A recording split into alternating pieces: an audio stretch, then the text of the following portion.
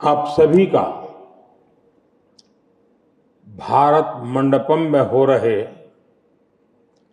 Bharat tax में अभिनंदन।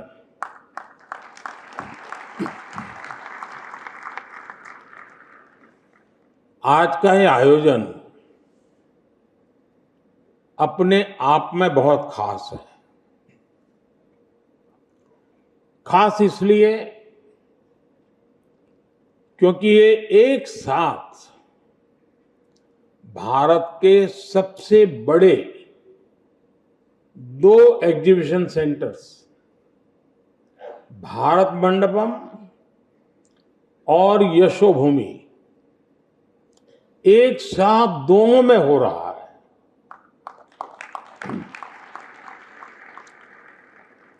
आज 3000 से ज्यादा एग्जीबिटर्स, 100 देशों के करीब 3000 खरीदार, 40,000 से ट्रेड विजिटर्स एक साथ इस आयोजन से जुड़े हैं। ये आयोजन टेक्सटाइल इकोसिस्टम के सभी साथियों और पूरी वैल्यू चेन के लिए उन लोगों को एक साथ मिलने का प्लेटफॉर्म दे रहा है। साथियों, आज का यह आयोजन सिर्फ एक टेक्सटाइल एक्सपो भर नहीं है। इस आयोजन के एक सूत्र से कई चीजें जुड़ी हुई है। भारत टैक्स का यह सूत्र भारत के गौरवशाली इतिहास को आज की प्रतिभा से जोड़ रहा है। भारत टैक्स का यह सूत्र टेक्नोलॉजी को ट्रेडिशंस के संग पिरो रहा है। भारत टैक्स का ये सूत्र स्टाइल, सस्टेनेबिलिटी, स्केल और स्किल के साथ इन सबको एक साथ लाने का सूत्र है। जिस तरह एक लूम कई धागों को एक साथ जोड़ता है, उसी तरह ये आयोजन भारत और विश्व के धागों को भी एक साथ जोड़ रहा है।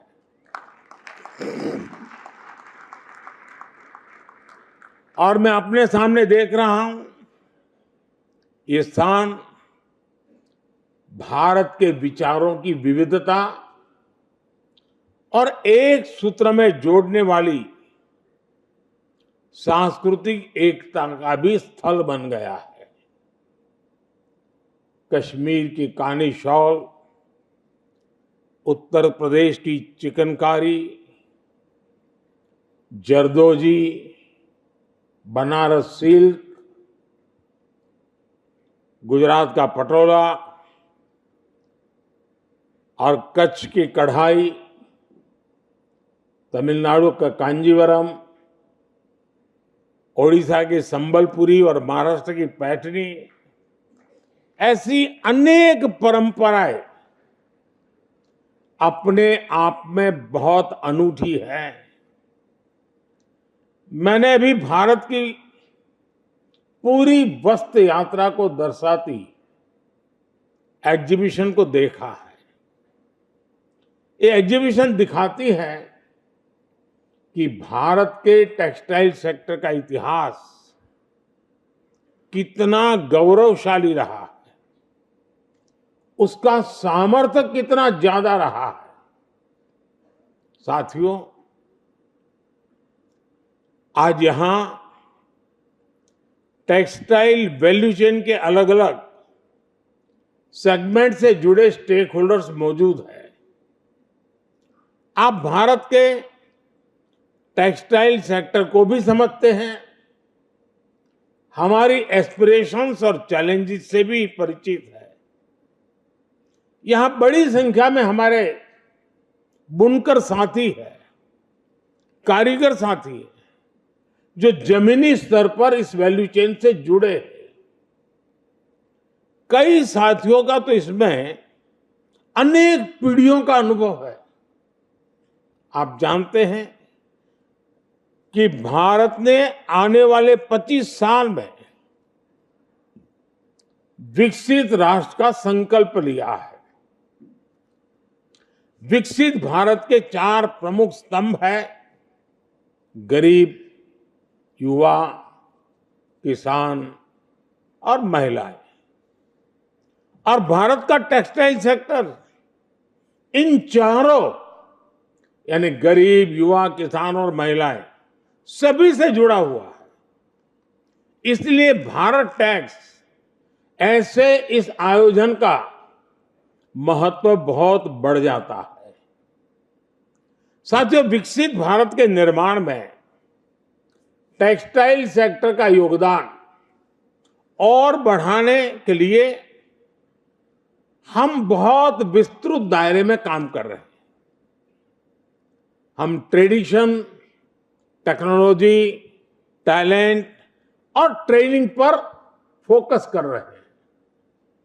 हमारी जो पारंपरिक विधाएं हैं, इनको आज के फैशन की डिमांड के हिसाब से कैसे अपडेट किया जाए, डिजाइन को कैसे नयापन दिया जाए, इस पर बल दिया जा रहा है। हम टेक्सटाइल वैल्यू चेन के सभी एलिमेंट्स को 5 के सूत्र से एक दूसरे से जोड़ रहे हैं। और मुझे लगता है शायद जब तक आपका ये कार्यक्रम चलेगा 50 लोग होंगे जो आपको बार बार 5 सुनाते रहेंगे, इसलिए भी आपको कंठस्थ हो जाएगा। और वहां जाएंगे एग्जीबिशन में तो वहां भी बार बार 5 आपके सामने आएगा। ये 5 की यात्रा फार्म, फाइबर, फैक्ट्री, फैशन और फॉरेन, एक प्रकार से पूरा दृश्य हमारे सामने है। 5 के इसी सिद्धांत को ध्यान में रखते हुए हम किसान, बुनकरों, एमएसएमई, एक्सपोर्ट सभी को प्रोत्साहित कर रहे हैं। एमएसएमई को आगे बढ़ाने के लिए हमने कई अहम कदम उठाए हैं। हमने इन्वेस्टमेंट और टर्नओवर के लिहाज से एमएसएमई की परिभाषा में भी संशोधन किया है। इससे उद्योगों का स्केल और साइज बड़ा होने के बाद भी उन्हें सरकार की योजनाओं का लाभ मिल सकेगा। हमने कारीगरों और बाजार के बीच की दूरी कम की है। देश में डायरेक्ट सेल्स, एग्जीबिशंस और ऑनलाइन प्लेटफॉर्म जैसी सुविधाएं बढ़ाई गई। साथियों, आने वाले समय में देश के अलग अलग राज्यों में 7 पीएम मित्र पार्क बनाए जा रहे हैं। ये योजना आप जैसे साथियों के लिए कितने बड़े अवसर लेके आने वाली है, इसकी कल्पना कर सकते हैं। कोशिश यही है कि वैल्यू चेन से जुड़ा पूरा इकोसिस्टम एक ही जगह पे तैयार हो, जहां एक मॉडर्न, इंटीग्रेटेड और वर्ल्ड क्लास इंफ्रास्ट्रक्चर को प्लग एंड प्ले फैसिलिटीज के साथ आपको उपलब्ध कराया जाए। इससे ना सिर्फ स्केल ऑफ ऑपरेशन बढ़ेंगे, बल्कि लॉजिस्टिक उसका कॉस्ट भी कम हो जाएगा। साथियों, आप जानते हैं कि टेक्सटाइल और अपैरल सेक्टर देश में बड़ी संख्या में रोजगार देता है। इसमें फार्म से लेकर एमएसएमई और एक्सपोर्ट तक अनेक रोजगार बनते हैं। इस पूरे सेक्टर में रूरल इकोनॉमी से जुड़े लोगों और महिलाओं की भी बड़ी भागीदारी होती है। परिधान बनाने वाले, हर 10 साथियों में से 7 महिलाएं हैं और हैंडलूम में तो इससे भी ज्यादा है। टेक्सटाइल के अलावा खादी ने भी हमारे भारत की महिलाओं को नई शक्ति दी है। मैं ये कह सकता हूं कि बीते 10 वर्षों में हमने जो भी प्रयास किए उसने खादी को विकास और रोजगार दोनों का साधन बनाया है। यानी खादी गांवों में लाखों रोजगार बना रही है।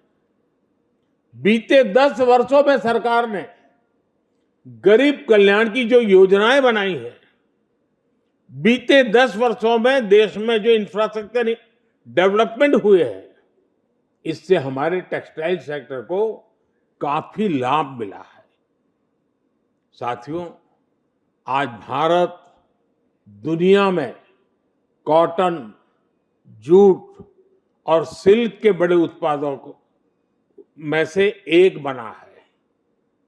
लाखों किसान इस काम में जुटे हैं। सरकार आज लाखों कॉटन किसानों को सपोर्ट कर रही है। उनसे लाखों क्विंटल कॉटन खरीद रही है। सरकार ने जो कस्तूरी कॉटन लॉन्च किया है, वो भारत की अपनी पहचान बनाने की ओर एक बड़ा कदम होने वाला है।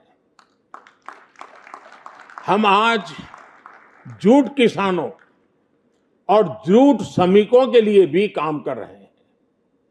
हम सिल्क सेक्टर के लिए भी लगातार नए इनिशिएटिव ले रहे हैं।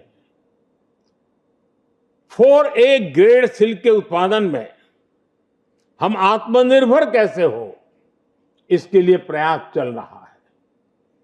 परंपरा के साथ साथ हम ऐसे सेक्टर्स को भी प्रमोट कर रहे हैं जिसमें भारत को अभी बहुत कुछ हासिल करना बाकी है। जैसे टेक्निकल टेक्सटाइल के क्षेत्र में हम तेजी से आगे बढ़ रहे हैं। आप जानते हैं कि टेक्निकल टेक्सटाइल सेगमेंट का पोटेंशियल कितना अधिक है। इसलिए अपनी कैपेसिटी बढ़ाने के लिए हमने नेशनल टेक्निकल टेक्सटाइल मिशन को लॉन्च किया है। हम चाहते हैं कि इसके लिए मशीनरी और उपकरण का विकास भी भारत में हो। इसके लिए जरूरी गाइडलाइंस भी जारी की गई है। टेक्निकल टेक्सटाइल में स्टार्टअप्स के लिए बहुत स्कोप है। इसके लिए भी गाइडलाइन बनाई गई है। साथियों, आज की दुनिया में जहां एक तरफ टेक्नोलॉजी और मैकेनाइजेशन है, तो दूसरी तरफ यूनिकनेस और ऑथेंटिसिटी की डिमांड भी है। और दोनों के साथ रहने के लिए पर्याप्त जगह भी है। जब भी हैंडमेड डिजाइन या टेक्सटाइल की बात आती है, अनेकों बार हमारे कलाकारों का बनाया कुछ ना कुछ दूसरों से कुछ अलग दिखता है। आज जब सारी दुनिया में लोग एक दूसरे से अलग दिखना चाहते हैं, तो ऐसी कला की डिमांड भी और बढ़ जाती है। इसलिए आज भारत में हम स्केल के साथ ही इस सेक्टर में स्किल पर भी बहुत जोर दे रहे हैं। देश में national institute of fashion technology यानी निफ्ट का नेटवर्क 19 संस्थानों तक पहुंच चुका है। इन संस्थानों से आसपास के बुनकरों और कारीगरों को भी जोड़ा जा रहा है। उनके लिए समय समय पर विशेष प्रोग्राम रखे जा रहे हैं ताकि उन्हें नए ट्रेंड, नई टेक्नोलॉजी की जानकारी मिल सके। स्किल डेवलपमेंट और कैपेसिटी बिल्डिंग के लिए हम समर्थ योजना चला रहे हैं। इसके तहत 2.5 लाख से अधिक व्यक्तियों को ट्रेनिंग दी जा चुकी है। इनमें से अधिकतर महिलाएं हैं और इनमें से 2.25 लाख से ज्यादा साथी इंडस्ट्री में प्लेस भी हो चुके हैं। साथियों, बीते दशक में हमने एक और नया आयाम जोड़ा है। ये आयाम है वोकल फॉर लोकल का। आज पूरे देश में वोकल फॉर लोकल और लोकल टू ग्लोबल का जन आंदोलन चल रहा है।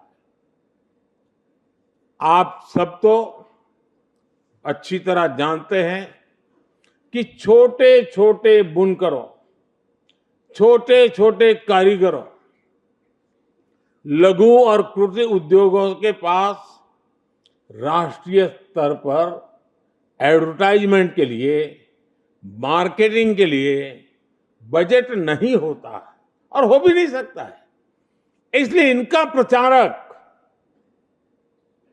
आप करें या न करें, मोदी कर रहा है।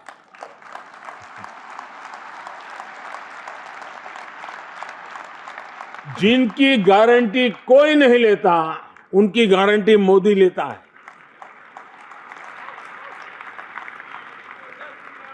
हमारे इन साथियों के लिए भी सरकार देश भर में एग्जीबिशन से जुड़ी व्यवस्थाएं बना रही है।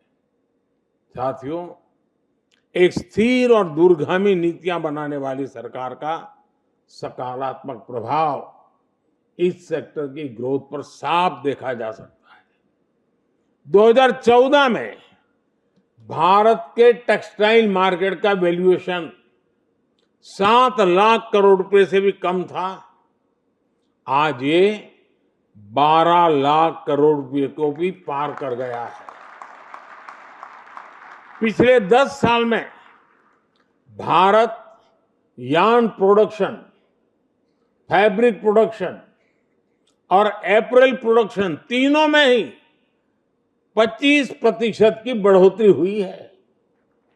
सरकार का जोर इस सेक्टर में क्वालिटी कंट्रोल पर भी है। 2014 से के बाद से ऐसो 380 के करीब BIS स्टैंडर्ड्स बनाए गए हैं, जो टेक्सटाइल सेक्टर की गुणवत्ता को सुधारने में मदद कर रहे हैं। सरकार के ऐसे प्रयासों की वजह से ही इस सेक्टर में विदेशी निवेश भी लगातार बढ़ रहा है। 2014 के पहले के 10 वर्ष में जितना FDI आया था, उससे लगभग 2 गुना FDI इस सेक्टर में हमारी सरकार के 10 साल में आया है। साथियों, भारत के टेक्सटाइल सेक्टर की ताकत को हमने देखा है और इससे मुझे बहुत अपेक्षाएं हैं। आप सभी क्या कुछ कर सकते हैं, ये हमने कोविड के दौरान अनुभव किया है। जब देश और दुनिया PPE किट्स और मास्क की भारी कमी से जूझ रही थी, तो भारत का टेक्सटाइल सेक्टर आगे आया। सरकार और टेक्सटाइल सेक्टर ने मिलकर पूरी सप्लाई चेन को एकजुट कर दिया। रिकॉर्ड समय में देश ही नहीं बल्कि दुनिया तक पर्याप्त मास्क और किट पहुंचाए। मुझे विश्वास है कि हम भारत को ग्लोबल एक्सपोर्ट हब बनाने के अपने लक्ष्य को जल्द से जल्द हासिल कर सकते हैं। आपको जो भी सहयोग चाहिए, सरकार आपकी पूरी मदद करेगी। इसमें तो ताली बजनी चाहिए ना भाई।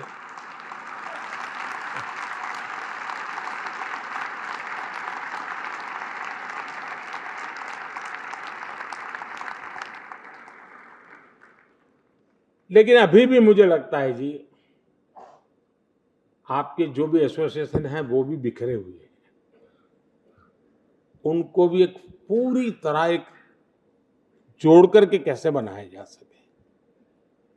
वरना क्या होता है, एक सेक्टर का लोग आता है, वो अपनी मुसीबत बता करके रोना रो करके सरकार के गुण लेके भाग जाता है।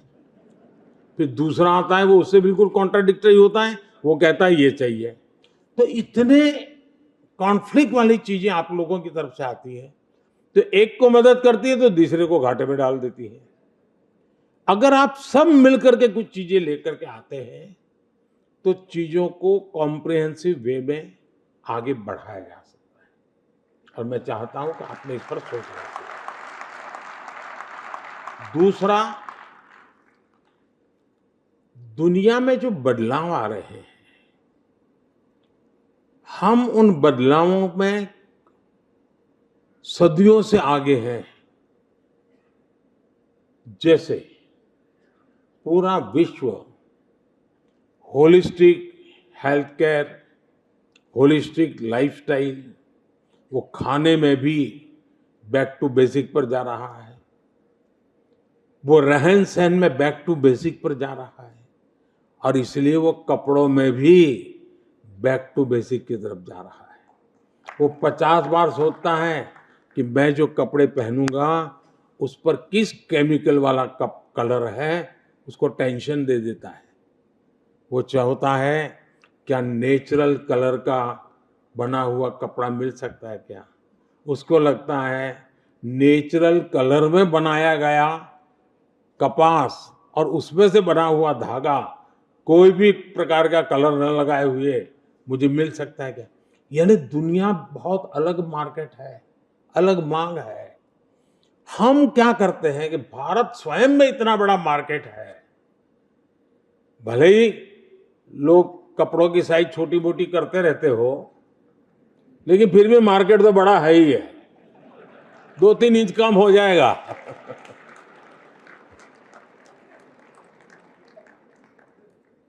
और इसलिए बाहर देखने की इच्छा ही नहीं होती। ये साइकी जो है ना, भारत में इतना बड़ा मार्केट है, मुझे क्या जरूरत है, मेहरबानी करके आज के इस एग्जीबिशन के बाद उससे बाहर निकलिए। क्या आप में से किसी ने स्टडी किया है अफ्रीकन मार्केट में किस प्रकार का कपड़ा चाहिए, किस प्रकार का कलर कॉम्बिनेशन चाहिए, किस प्रकार का साइज चाहिए? हम नहीं करते। वहां से किसी ने मंगवाया, ऑर्डर दे दिया, कर दिया, अलग बात है। मुझे याद है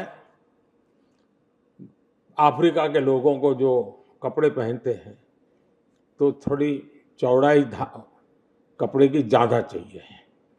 हमारे यहाँ जो चौड़ाई होती है वो हमारे लोगों के साइज पे होती है, तो हमारा तो कुर्ता बन जाएगा, लेकिन उनका नहीं बनता है। तो हमारे सुरेंद्रनगर के एक व्यक्ति ने उस पर कोशिश की, और उसने, वो हाथ से बनाता था कपड़ा, बुनकर था, उसने अपना साइज बड़ा किया और बड़ी बीथ वाली उसने कपड़ा बनाना शुरू किया, और उस पर पेंटिंग भी उन लोगों को जैसे रंग भांति भांति के कलर चाहिए थे उसने किया। आपको हैरान होगा, अफ्रीका के मार्केट में उसका कपड़ा बहुत पसंद, क्योंकि बीच में सिलाई की जरूरत नहीं थी, एक जगह पर सिर्फ सिलाई कर दी, उसके कपड़े बन जाते थे। अब ये थोड़ी रिसर्च करें। मैं अभी एक एग्जीबिशन देख रहा था, मैंने कहा दुनिया में, पूरे यूरोप में जिप्सी समाज बिखरा हुआ है।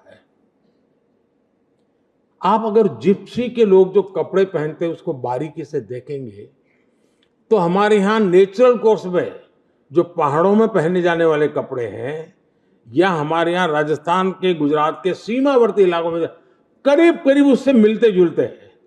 उनकी कलर की चॉइस भी वैसे ही है। क्या कभी किसी ने कोशिश करके जिप्सी लोगों की रिक्वायरमेंट के अनुसार कपड़े बना करके बहुत बड़े मार्केट को कैप्चर करने के लिए सोचा है क्या? ये मैं बिना रॉयल्टी एडवाइस दे रहा हूं।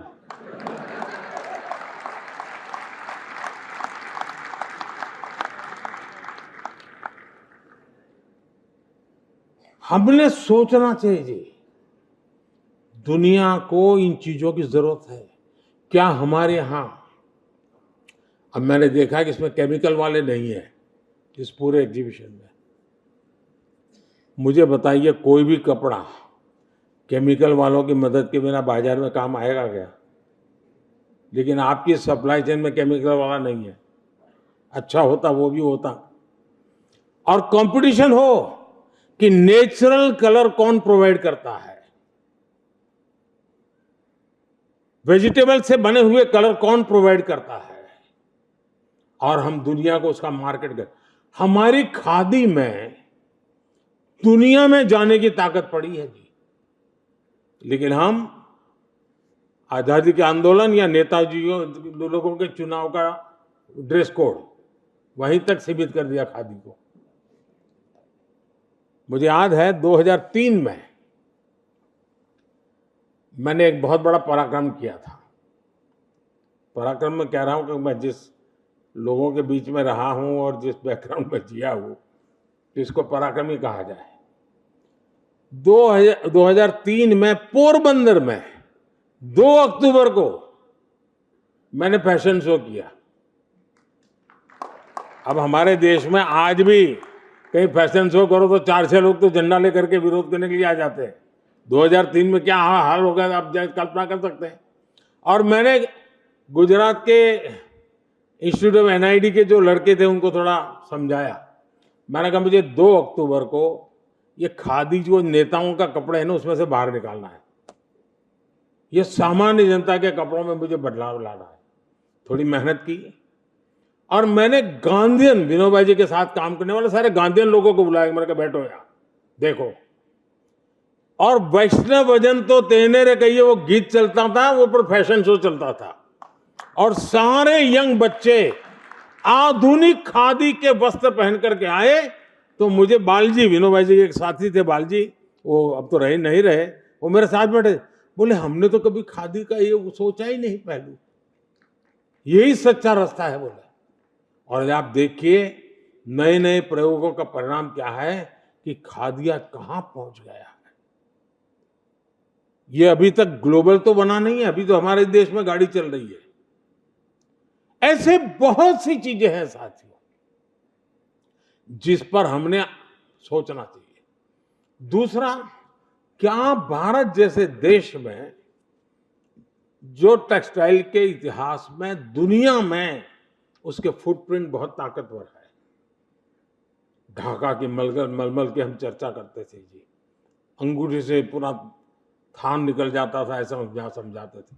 अब क्या कथाई सुनाते रहेंगे क्या हम टेक्सटाइल टेक्नोलॉजी से जुड़े हुए मशीन मैन्युफैक्चरिंग, उसके लिए रिसर्च,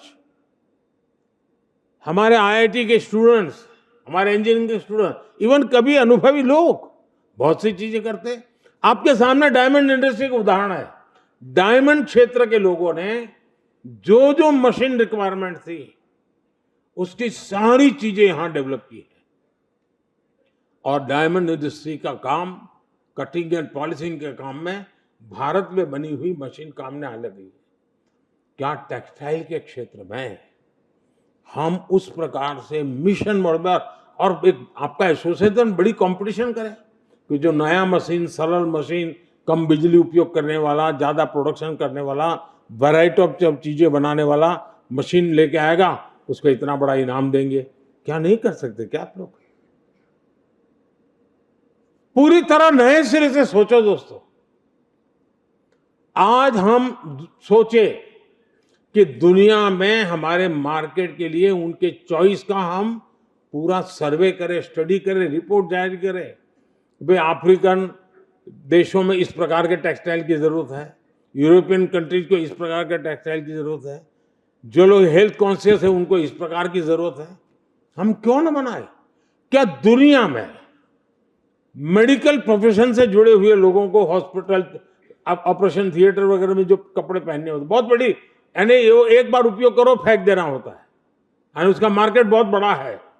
क्या कभी दुनिया को हमने एक ब्रांड बनाई कि भारत से बनी हुई ये चीज एश्योर्ड है कि आप हॉस्पिटल में कितना ही बड़ा ऑपरेशन करना है, ये पहन के जाइए, पेशेंट को कभी कोई तकलीफ नहीं होगी। क्या हम इतना ब्रांड बना सकते हैं? यानी ग्लोबली सोचिए साथियों, भारत का ये इतना बड़ा क्षेत्र है और भारत के करोड़ों लोगों का रोजगार इससे जुड़ा हुआ है। हम कृपा करके दुनिया से आई हुई फैशन को फॉलो न करें, हम दुनिया को फैशन में भी लीड करें। और हम फैशन की दुनिया में पुराने लोग हैं, नए लोग नहीं है जी। आप कभी कोणार्क के सूर्य मंदिर जाएंगे, सैकड़ों साल पहले उस कोणार्क के सूर्य मंदिर की जो मूर्तियां हैं, उन मूर्तियों ने जो कपड़े पहने हैं, आज के मॉडर्न युग में भी जो बहुत मॉडर्न कपड़े लगते हैं, वो सैकड़ों साल पहले पत्थर पर उकेरे गए हैं। आप जो हमारी बहनें पर्स लेकर के घूमती है ना, लगता है बहुत बड़ी फैशनेबल है। सैकड़ों साल पहले कोणार्क के पत्थरों की मूर्तियों में वो आपको दिखाई देगा। हमारे यहां अलग अलग इलाके की पगड़ी क्यों आई होगी भाई? हमारे यहां कभी कोई महिला वस्त्र पहनते समय अपने पैर का 1 सेंटीमीटर भी हिस्सा कोई देख ले पसंद नहीं करती थी। उसी देश में कुछ लोगों का कारोबार ऐसा होता था कि उनको जमीन से 6-8 इंच नीचे कपड़े पहनना जरूरी था, तो उनके लिए वो फैशन चलती थी हमारे देश में। जो पशुपालन का काम करता था, उनके कपड़े देख लीजिए। मतलब भारत में प्रोफेशन के अनुकूल कपड़े, उस पर सैकड़ों सालों से काम हुआ है। अगर रेगिस्तान में है तो उसके जूते कैसे होंगे? शहरी जीवन है तो जूते कैसे होंगे? खेत में काम करने वाला है तो जूते कैसे होंगे? पहाड़ में काम करने वाला होगा तो जूते कैसे होंगे? आपको सैकड़ों साल पुरानी डिजाइन आज भी इस देश में उपलब्ध है। लेकिन हम हमारे इतने बड़े क्षेत्र पर जितनी बारीकाई से सोचना चाहिए, हम नहीं सोच रहे। और साथियों, ये काम सरकार को कतई नहीं करना चाहिए, वरना गुड़ का गोबर करने में हम लोग एक्सपर्ट है।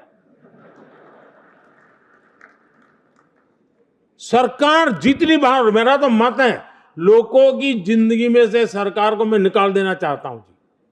खास करके मध्यम वर्ग परिवार की जिंदगी में सरकार टांग अड़ाए, मुझे मंजूरी नहीं है। हर दिन हर कदम पे सरकार, क्या जरूरत है? हम ऐसे समाज की रचना करें जहां सरकार की दखल कम से कम हो। हां, गरीब को जरूरत है, खड़े रहना चाहिए, उसको पढ़ाना है पढ़ाना चाहिए, उसको अस्पताल की जरूरत है देना चाहिए। बाकियों की जो टांग अड़ाने वाला सरकार की आदत है ना, मैं उसके खिलाफ 10 साल से लड़ाई लड़ रहा हूं और आने वाले 5 साल में तो पक्का करके रहूंगा।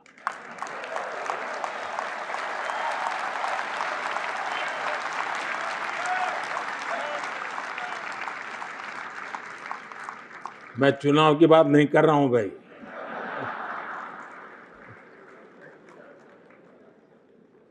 नहीं, मेरा कहने का तात्पर्य है कि आप लोग, हां, सरकार एक कैटलिक एजेंट के रूप में आपके जिन सपने हैं उसको पूरा करने में जो जो रुकावटें हैं दूर करने का काम करे। उसके लिए हम बैठे हैं, हम करेंगे। लेकिन मैं आपको निमंत्रण देता हूं जी, बहुत हिम्मत के साथ आइए, नए नए विजन के साथ आइए, पूरी दुनिया को ध्यान में रख करके आइए। हिंदुस्तान में माल बिक रहा है, पहले 100 करोड़ का बेचा, इस बार 200 करोड़ का बिका। ये इस चक्कर में मत पड़िए जी। पहले एक्सपोर्ट कितना होता था, अब एक्सपोर्ट कितना हो रहा है? पहले 100 देश में जाता था, अब 150 देश में कैसे जा रहा है? पहले दुनिया के 200 शहर में जाता था, अब दुनिया के 500 शहर में कैसे जा रहा है? पहले दुनिया के इस प्रकार का मार्केट में जाते, अब दुनिया के 6 नए मार्केट को हमने कैसे कैप्चर किया? इस पर सोचिए। और आप एक्सपोर्ट करोगे तो हिंदुस्तान के लोगों के कपड़े भी ना रह जाएंगे, ऐसा नहीं होगा, चिंता मत करो। यहां के लोगों को जो चाहिए वो कपड़े मिल ही जाएंगे। चलिए, बहुत बहुत धन्यवाद।